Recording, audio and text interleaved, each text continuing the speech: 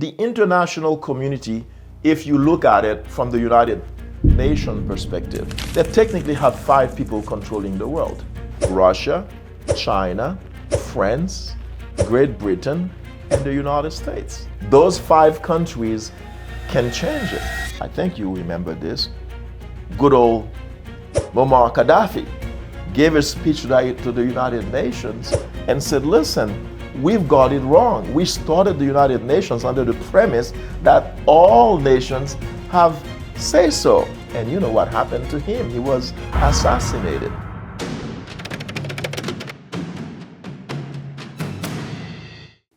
So, welcome to another podcast from HDN. I am Zachary Jonasant, and this is Jacques Jonasant. We're here to talk more about Haiti.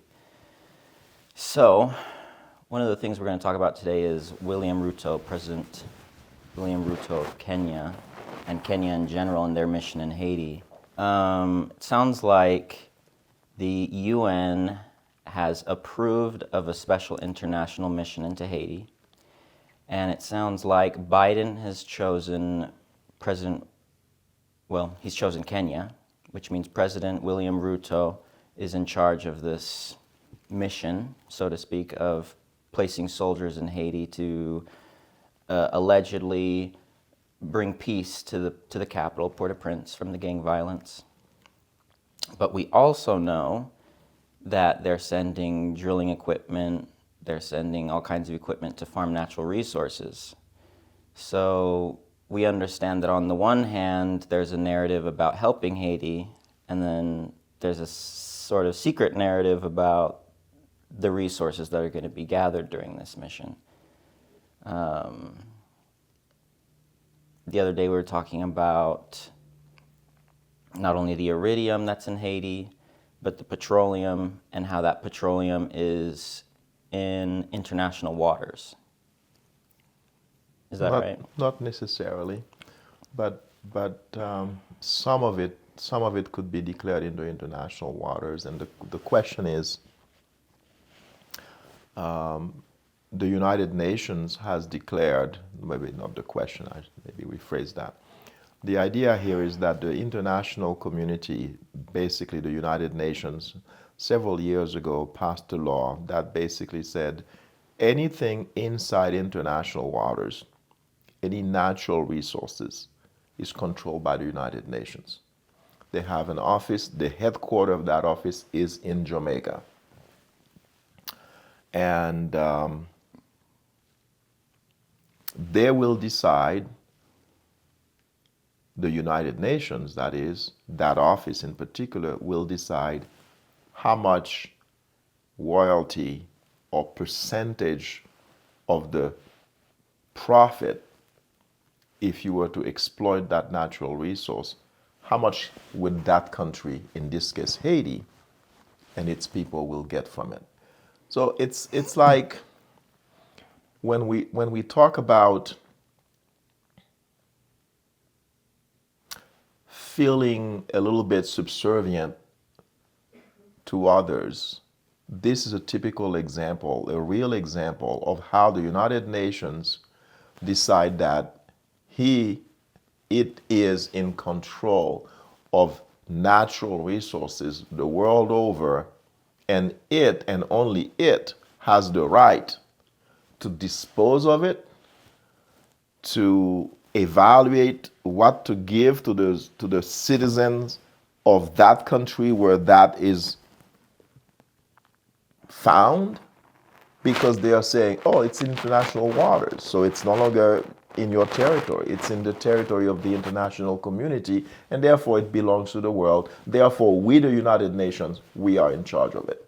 And we will tell you, if you get 5 cents from it, from that exploration and exploitation, or if you get, maybe 1 penny. It's a little bit odd, but the fact is the United Nations is in charge of that. And that's that. Mm-hmm. So basically we're in a situation where the United Nations has the capacity to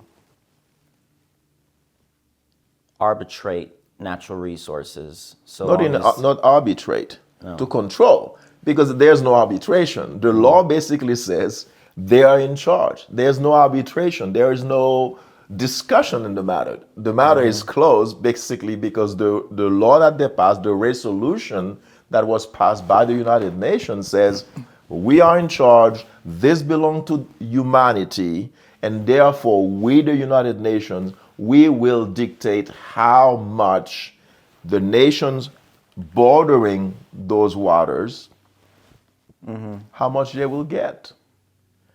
It's arbitrary, it's dictatorial, but there's nothing you can do about it because the United Nations has already passed that resolution, and that resolution has force of law. The problem is, one could then say, okay, well, who does it really truly belong to? Well, does it belong to Haiti? Well, no, not if you accept the principle and the premise that is international waters. If it is international waters, effectively, it doesn't belong to anybody but the international community. Who is the international community? Well, in this case, the United Nations is representing the international community. So, Well, if it's all in the law and it's all plain as day and they're sending equipment and people know about it, why not be transparent? Why is it that in the press conference with Biden and Ruto, they sat there talking about how they're doing good for Port-au-Prince instead of saying, hey, we found petroleum and iridium and we'd like to go take care of that now? well, politics has never been done in broad daylight. Most of those things, if you were to do it in broad daylight, you would have to probably quell some movement of sorts of people saying, no, wait a minute, full disclosure. Well, countries do not do full disclosure. The United Nations doesn't do full disclosure. The United States do not do full disclosure because there are certain things that affect not just Haiti in this case.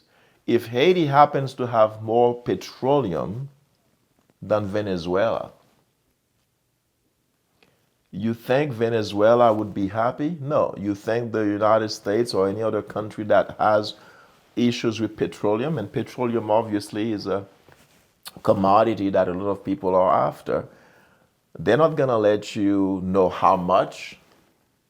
They're not going to let you participate in a kind of a way because you could disrupt the petroleum market.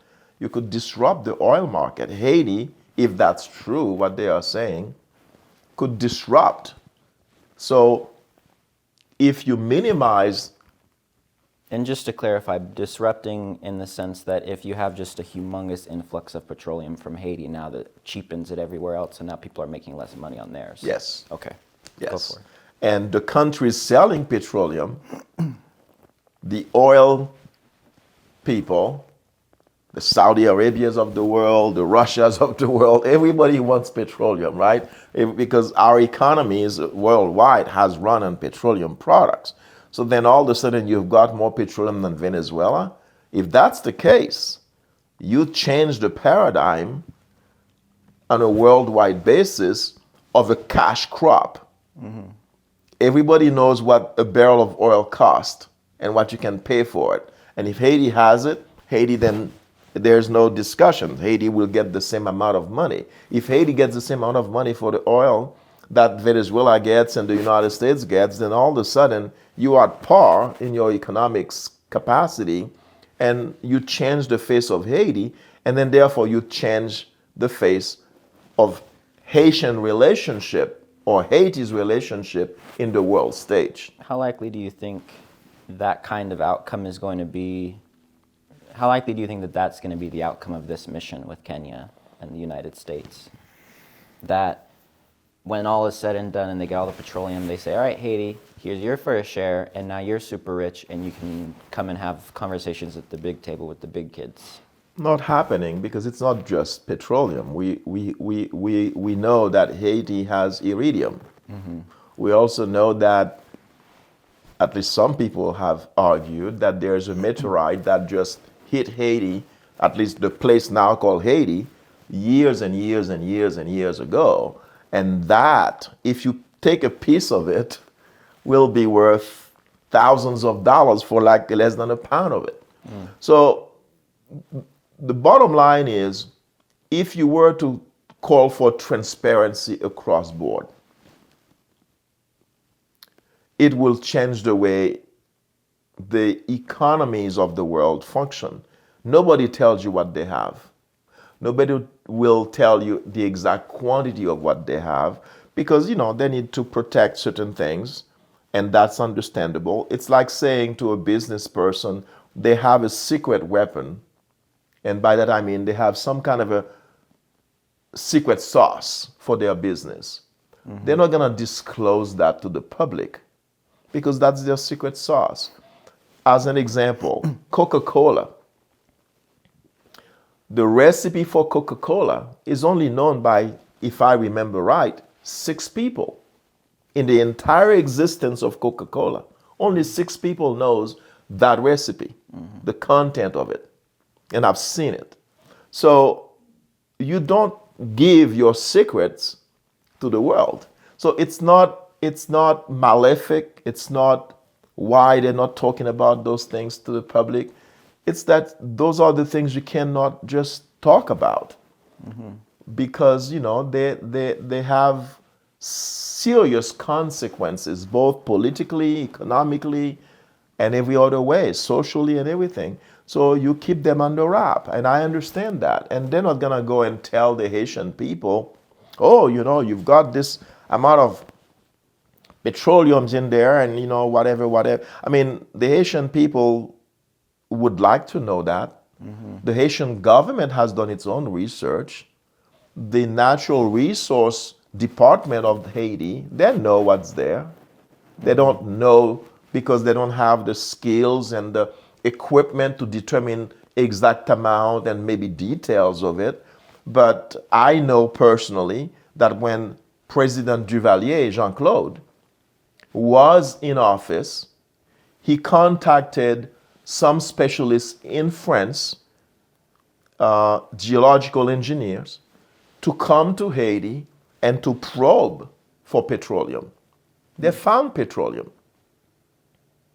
And when they found it, he went to his yacht. He did a very big, happy party about the fact that they have found petroleum in Haiti. And now the country is going to be, functioning differently. And boom, the engineers that came receive a call while they were partying, receive a call that says, get out of Haiti. And they left Haiti incognito. Then he called one of his generals and asked that general, where are the engineers? And the general says, well, Mr. President, let me go check. Let me go find out. The general went to find out, and he was told that the engineers, specialists, received a call from France that told them to leave Haiti immediately. And they left. So they're gone. A few months later, Jean-Claude Duvalier was told to get out of Haiti. Time's up.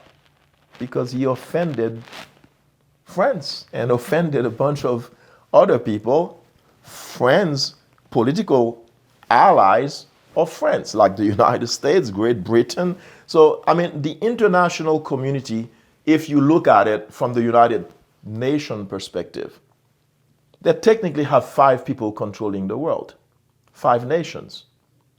Russia, China, France, Great Britain, and the United States. The Security Council. The Security Council. Those guys, they have veto power. Anything you need to do in the United Nations, anything that you want to do, those 5 countries can change it. They can force you to do something else. They can force you to accommodate their position. And what do? They border.